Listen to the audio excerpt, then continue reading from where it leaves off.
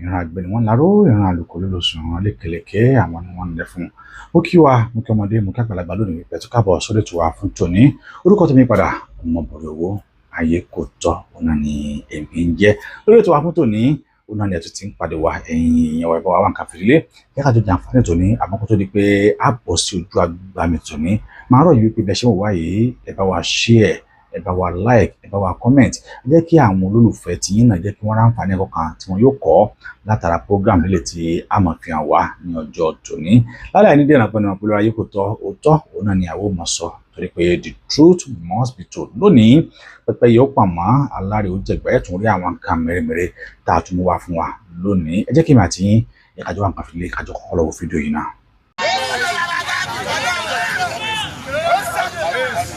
We are live again. We are live. We are live. We are live again. We are live again. Erua la baby. The love is too much. The love is too much. The love is too much. The love is too much. The love is too much. Love is there. Go share live at Erua. Like and share.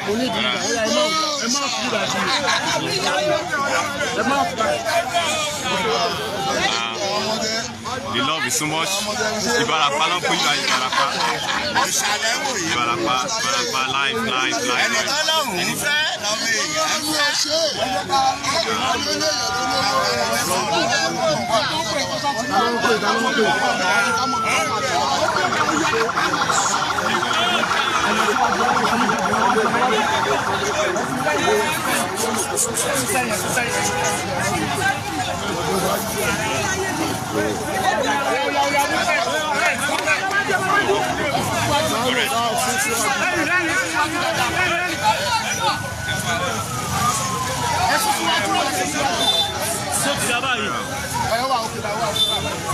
Maybe 17th of August 2025. We are still live at Erua, live at Erua, where we are reporting live from. Today is 7th of August 2025. 17th of August 2025. You can see the love. The love is too much. This is the arrival of Dr. Chief Sunday Adeyemo Igboho at Erua in Oyo State, Ibarapa Community 7. Ibarapa Community reporting live. 17-1. Yes. Maybe 17 of 2025. Movement.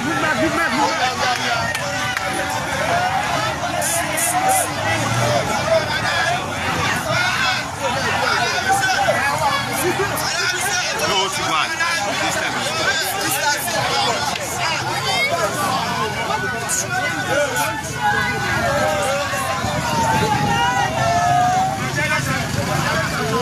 Koiki Media bring the world closer to us. Today is 17th of August 2025. We are live, reporting live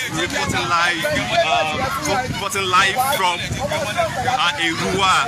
Erua community in Ibarapa axis in Oyo State.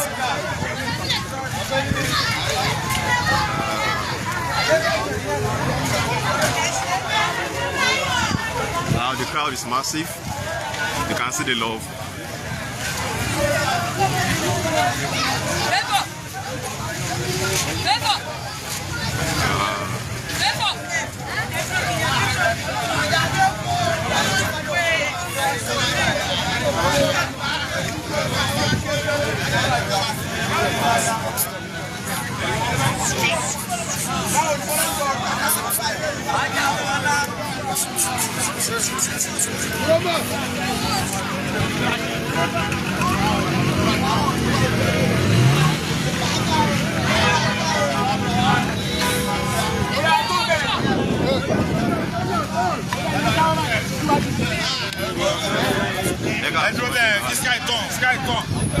Sky, my God, come on, let's go, my God.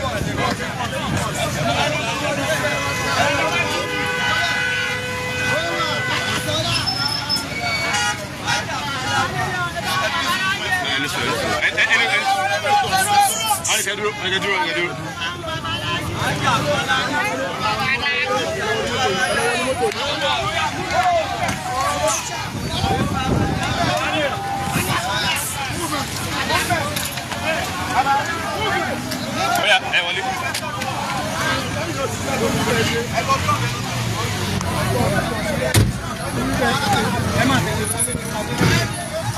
Ẹ jẹ́ máa wọlé pé o.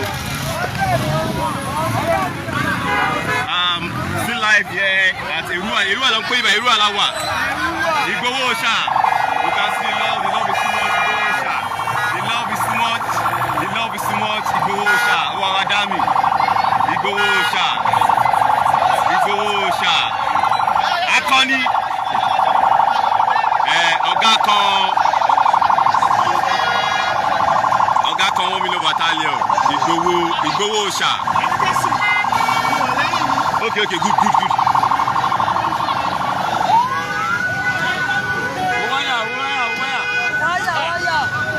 Where are you, Bayi?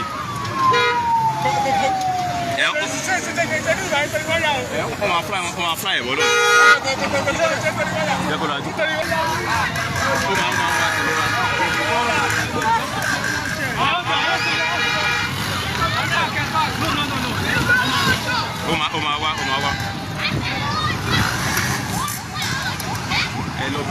It's a long ton.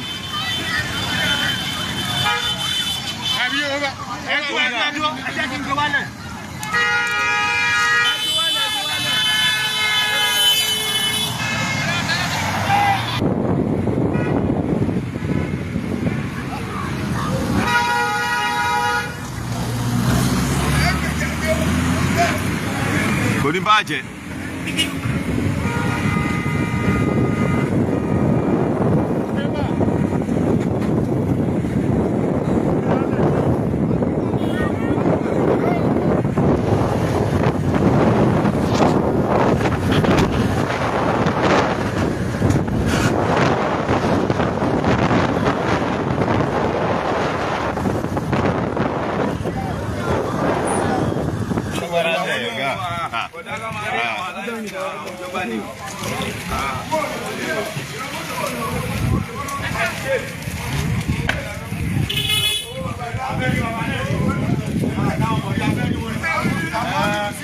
Osha,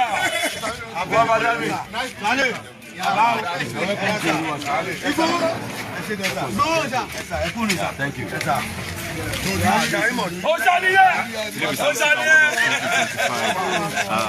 Live at Èrúwà. The arrival of Dr. Chief Sunday Adeyemo Igboho. As you can see, the love is massive.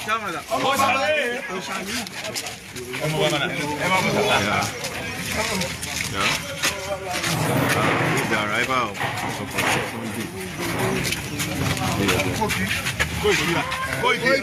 Yes.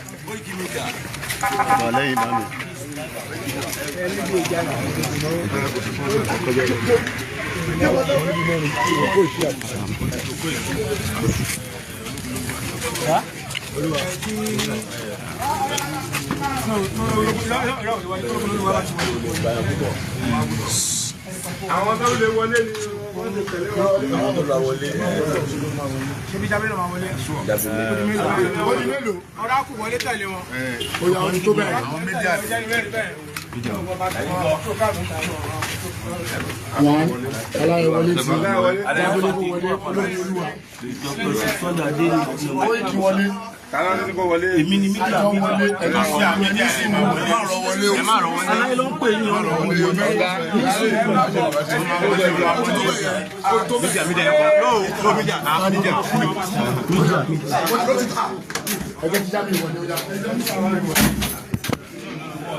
We're at the palace of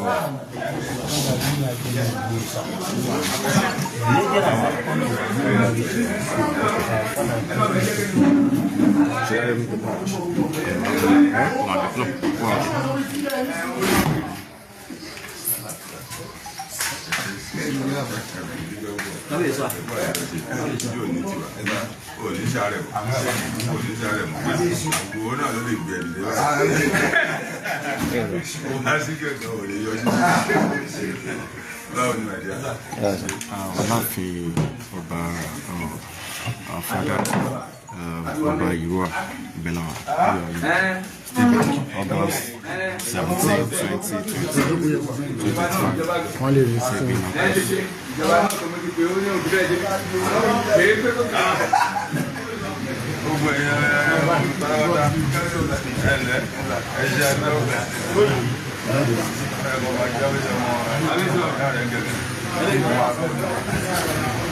Okay, àwa ní ààfin bàbá wa Eleruwa of Erua.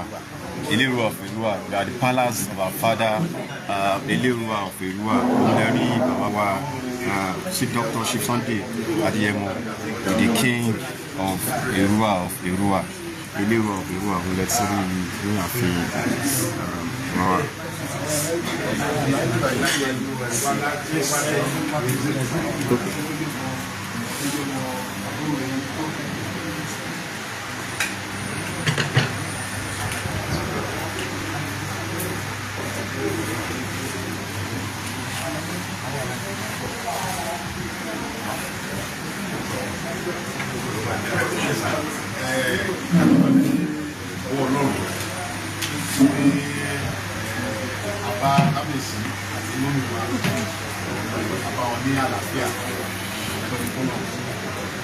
Nígbà tí àkọ́kọ́ wá bí ní ìtọ́jú ọdún bí fún wá sí ní ìtọ́jú ọdún bí márùn-ún sẹ́yìn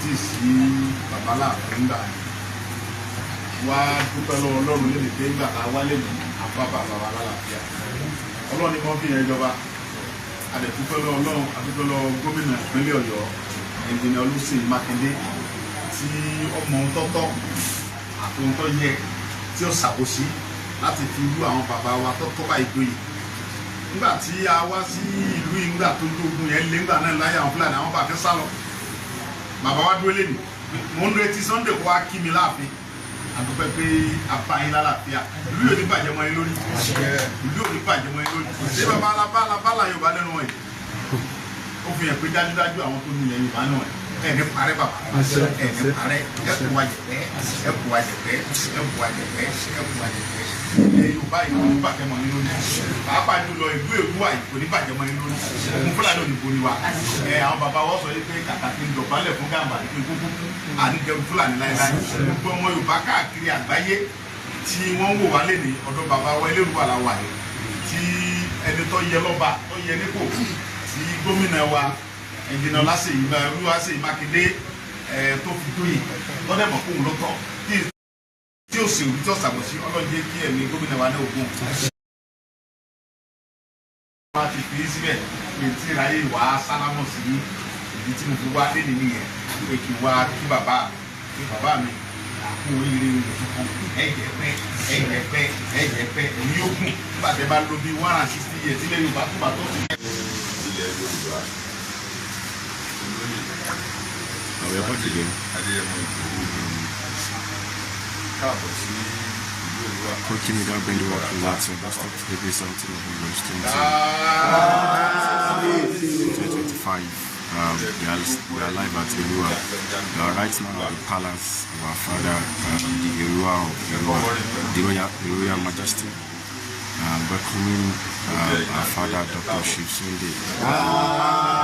So he's giving us a welcome speech. Láti gba olóyè Sunday Adéyẹmọ fọwọ́ tẹsẹ̀ nítorí pé ọmọ wa ni àti gbọdọ̀ lù ní ẹ̀tọ́ rẹ̀ láti fojú kàn wá láti rí wa láti bá wa sọ̀rọ̀ nínú àwa náà ló kára wa náà yá kárí pé ó wà lálàáfíà ẹgbẹ́ pé akọni ọmọ Yorùbá.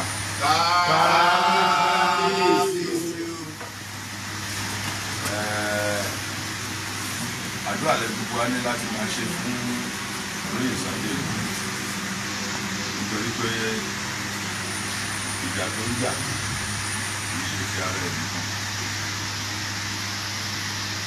Kókó tó kàn wá bẹ́ẹ̀ ni pé òfin wà àṣà wà. A lè dúpẹ́ pé Sunday tó ń jà ìjà tó ń jà yìí Ìgbòho tó ń jà ìjà tó ń jà yìí kò dáa jà. Ó ní àwọn olùbádámọ̀ràn bíi dókítà bíi pòfẹ́sọ̀ ẹgbẹ́ kí n sì fàdà.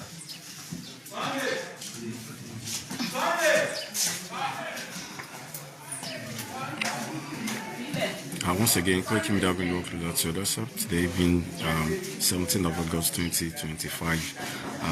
As you can see, we are still live at the Palace of Father, the Royal Majesty, Ilé-Ìrúwà of Ìrúwà. We are waiting for the light to be restored. While we are waiting for the rest, okay, thank God it has restored back. Thanks for. Àwálé ìdánilójú pé Sunday Igboho náà ń ṣe ohun gbogbo ní ìtọ́ àti òṣèlú nítorí pé ó ní àwọn òkúnlọ́gbọ̀n ọmọ Yorùbá ọmọ Oòduà tó ń fún ní ìmọ̀ràn.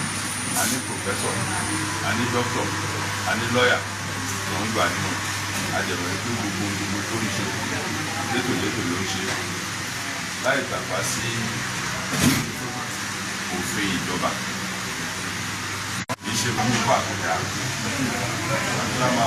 We're very sorry about the network, so we are back again live.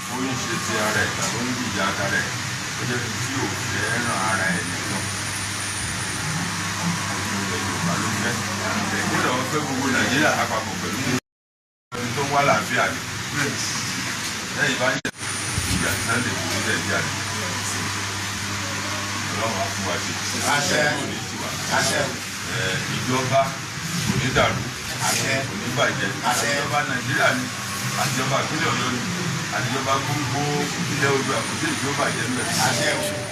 Kò ní lẹ́yìn kó jẹ́ pé tipátipá láti máa ṣe ètò tó tún yẹ láti jẹ́ kí ìjọba máa lọ déédéé, kí Yorùbá máa gbé lálàáfíà, Fúlàní máa gbé lálàáfíà, Haúsá máa gbé lálàáfíà, Ìgbò máa gbé lálàáfíà, káwọn títí máa gbé lálàáfíà, àwọn Pọ̀tá, àwọn Delta, àwọn Benin máa gbé lálàáfíà. Àbá ti gbé lálàáfíà kò séwu. Báyìí àgbọ̀ngàn yẹn ní yẹn. Ní Nàìjíríà tóbi jù báyìí lọ́gẹ́ta tí ò sì sí ìdàgbà.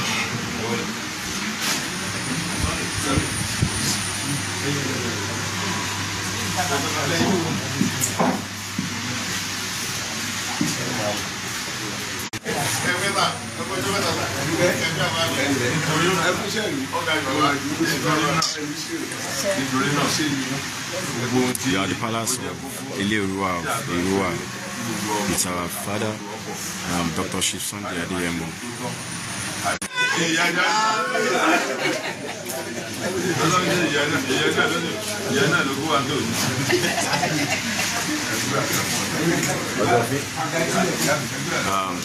Má bínú èèyàn tẹ́ ń wà nílé nẹ́tíwọ̀kì oríba kan ní bí tá a ṣe wà náà ní ààfin ọ̀dọ̀ kábíyèsí ọba Ilé-Ìrúwà Ìrúwà Ilé-Ìrúwà ní Ọ̀yọ́ State ní Ìbàràpá. Àwọn lọ́wọ́ wẹ́kọ̀mù àwọn bàbá wa májàsálà.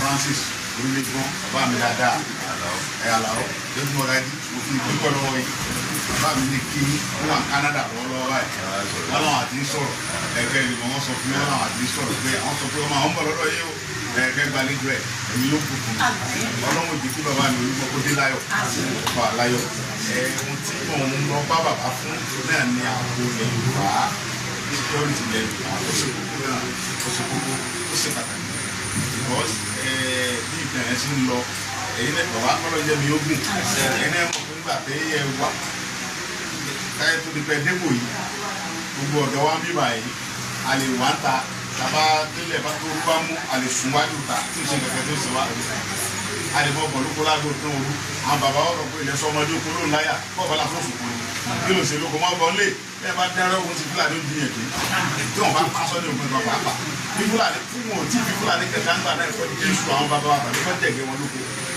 ẹ̀ tàbá fẹ́ wá sọ́jà àgbà náà wọ́n lè sùn lọ́fà ọlọ́pàá kalẹ̀ ní kò sí bẹ́ẹ̀ wọ́n ń ṣe. gbogbo ẹ̀jẹ̀ òfin lè fi láti rìn bó ṣe wà lẹ̀ bàbá wa gẹ́gẹ́ bọ́ọ̀rọ̀ tí káwọn ti sọ lẹ́ẹ̀kan ká ní kálukú bá tí àbọ̀ bá wà tí Fúlàní ọ̀tọ̀ wa káwọn ní ọ̀tí kálukú lọ́nà ẹ̀jẹ̀ láfẹ́ mọ́ fún.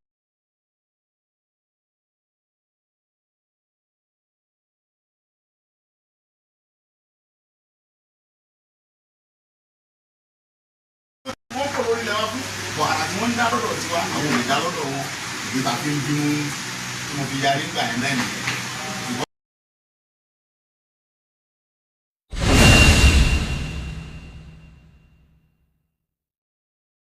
bàbá ọmọ fàṣẹ ọmọ tó ló dé ìwọ ọkọ pa ẹ̀ kíkẹ́ tọ́mọ sẹ́yìn ìdí mo ti bínú gbà ẹ̀ náà nìyẹn. àwa lè sọ wípé a bínú mi ò kàyè mi ò jalè mo jà fẹ́ bá àwọn ọmọ bọ́dà àlè fẹ́ èrè ìfẹ́ dáadáa nínú ọlá ńlá pẹ̀lú bá mi lè kúrò.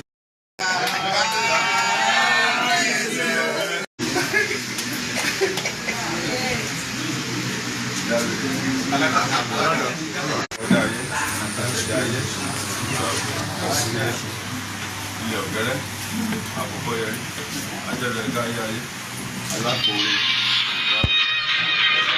gbé wa mi o. bàjẹ́ àbúrò bàjẹ́ oṣù bàjẹ́ àjẹ́ olówó bàjẹ́ tọ́lọ̀ kólé ayé lọ́wọ́ àṣẹ̀rọ̀ ayé alálẹ̀ ilẹ̀ yìí gbà wọ̀ tẹ̀lẹ̀ yìí dó ìbáṣẹ kó tó rà bẹ́ẹ̀ wò abẹ́rẹ́ bàbá ṣúra àbẹ̀sí tí tóbi lórí èmi bàbá sàbẹ̀lá nígbà nígbà ìbámu ṣe bá àbẹ̀sí. ẹ má bínú sí wa network ni ẹ má bínú sí wa ẹ má bínú network wa ni ẹ má bínú sí wa the very about the network ẹ má bínú the connection is too bad ẹ má bínú sí wa.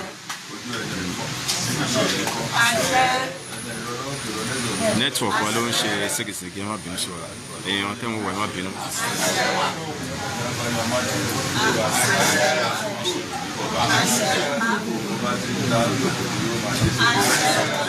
ọba nítorí ilẹ̀ mọ́lẹ̀ nínú ìpàdé ìjọba gbogbo ọ̀rọ̀ ó fi dájọ́ rírà àti ìfẹ́ kò ní sí wàhálà kò ní sí dààmú ọba ní iṣẹ́ òde ọ̀run akọ́nimọ̀ ti ìjọ ọ̀rọ̀ máa bọ́ ẹ kò ní ṣàṣetì kò ní mú táàtì àti ọmọ àwa bò ó ètò ìṣe yìí náà òkú ìgbìmọ̀ tó ti ń gba owó kò sí kóòtù fún ẹ̀ táàjọ kóòtù wà fún ìtàgé ọmọ àpò gbogbo àti òkúrè náà kàkà náà wọ́n jẹ kàkà náà wọ́n mú lè mọ́rọ́gbó ní ìbàdí wọn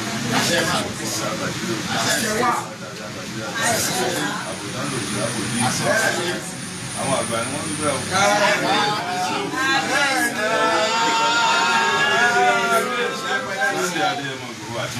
àṣẹ àṣẹ àṣẹ àṣẹ àṣẹ. mo bá ń lọ ó máa gbà yìí.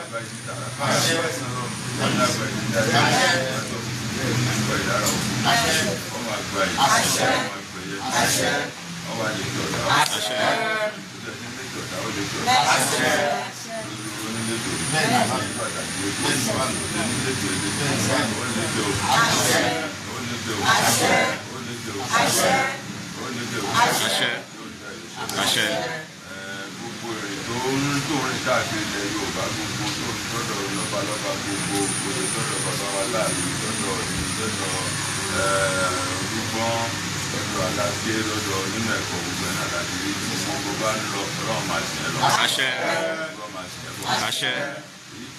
ilé tó wọ̀ tó ní lè jáde mọ́ kò ní ṣẹlẹ̀. àṣẹ. ilé tó já tó ní lè wọlé mọ́ kò ní ṣẹlẹ̀. àṣẹ. bá ti ń wọlé bẹ́ẹ̀ ló sì máa já. àṣẹ. Nàìjíríà ò ní bàjẹ́. àṣẹ. àṣẹ. ó ti súre fún gómìnà wa Abíọ́dún Olúwaṣeyì Mákindé kó ṣe fún wọn lé fún ìrìnàjò ṣe fún wa tí wọn náà mọ rírì ẹ̀ kó sì gbàdúrà fún bàbá yẹn. àdúrà tó gbà fún gómìnà ìpínlẹ̀ Ọ̀yọ́ Abíọ́dún Ṣèyí Mákindé àdúrà náà lọ yá. àṣẹ. yóò tún mọ òun náà tún máa mọ̀ ọ́ ṣe. àṣẹ. yóò tẹ̀ ní tì. àṣẹ. àṣẹ. àṣẹ àṣẹ Èdùmàrè. aláṣẹ ayé aláṣẹ ìṣòro aláṣẹ ayé lẹ́yìn ayé yóò gbà bẹ́ẹ̀ o. àṣẹ. alátìlẹ́yìn pátápátá àtúntò bàbá akíntayìn àdúrà tí wọn ní ó gbà o. àṣẹ. kékeré yín àgbà yín ẹ̀yin náà dàgbà. àṣẹ. ẹ máa wá ṣe ohun gbogbo pẹ̀lẹ́pẹ̀lẹ́ àbíkọ́ ọ̀gbọ́dọ̀ mọ́gbá àwọn ọ̀gbọ́dọ̀ gbá wo yóò rí bẹ́ẹ̀ ló ṣe bẹ́ẹ̀ àṣẹ gbogbo ẹ̀yọ́ ní ìjẹwà ní ìlú ọ̀dọ̀ mo kí jagun mo kí yàn kọ́lá mo kí yàn mo kí olórí láti gbogbo àwọn ọmọ ọba àríjọ àṣẹ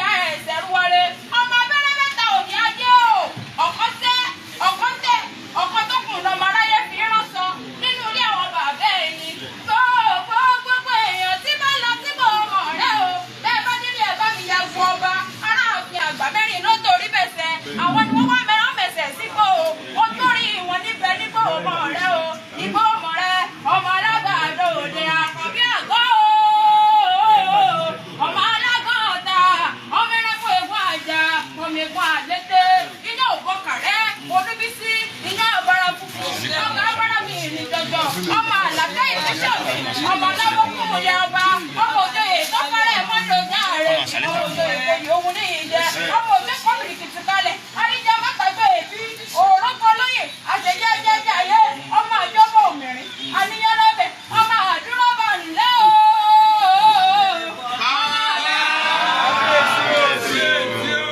ọmọ àbẹ̀rẹ̀ ẹ̀bọ ọmọ àjọpọ̀ olúri wà ọmọlẹ́kọ̀rọ̀bọ̀ ọmọ lájínire ọlọ́rọ̀ kò yẹ fún un kẹ́ òfóṣọ mọ́jì gbàgbọ́ lọ́wọ́ ọmọ òjò. ọmọ òjò dájà ọmọ àdúró ọmọ wẹ́wẹ́ ọmọ onígbà àkọrọ kábíyèsí o. ó ṣe ọ̀dàgbà. ó ní tẹ́lẹ̀ ilé àwọn bàbá rẹ̀ ló sọ pé Yorùbá dùn ní.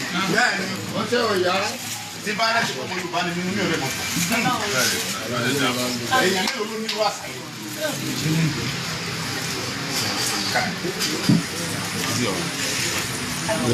Ẹlẹ́dùmarè fẹ́ ọ̀dà ayé àṣẹ̀dá ayé ìbà àṣẹlẹ̀ kan sí gbogbo ilé ìtawí fún Sunday Adéyẹmọ Ìgbòho káàrọ̀ ọmọ àrọ̀ mọ́ ọmọ máa ṣe bẹ́ẹ̀ ojú oró nílé tó ojú bàtà nílé tó ó lékè àtànílékè lé ó lékè ó lékè o agogo kúrò nínú ìyàwòrò tí ń sìn nígbà nígbà ìlànà èmi ní ògbé ìyàwó ọ̀tá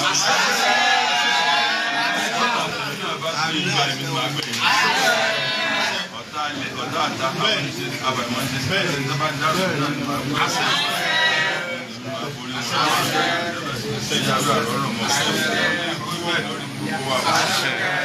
lẹ́sọ̀ láyọ̀ ni ó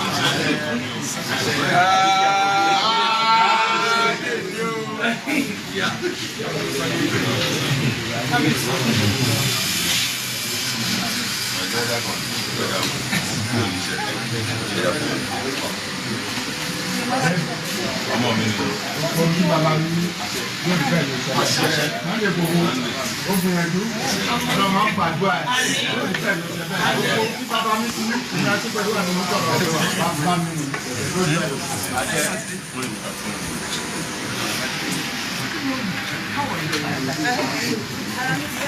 Sanua.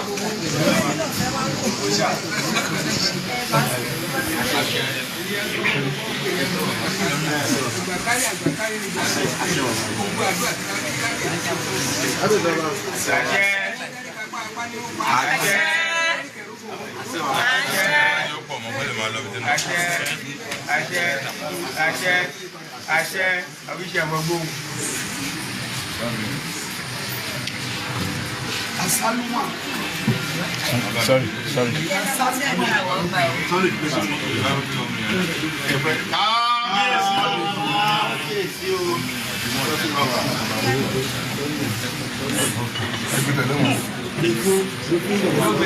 Sunday gbowó ọmọ ọba orísun àwọn ìdílé o.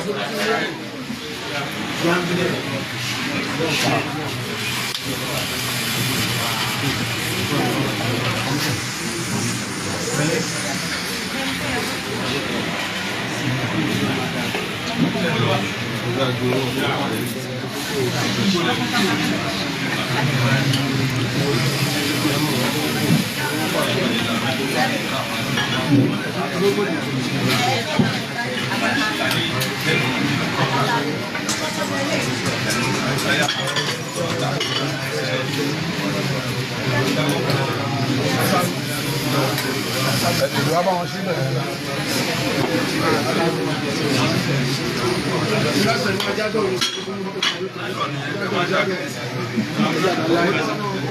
àwọn obì àti gúnlẹ̀ àti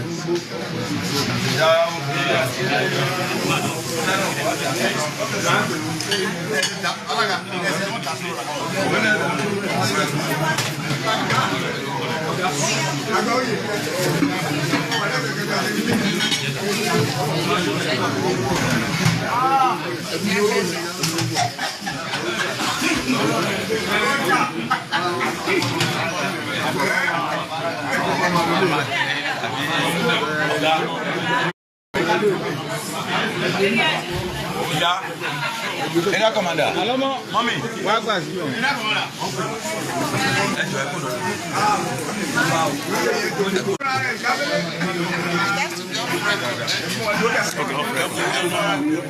Off record. Off record.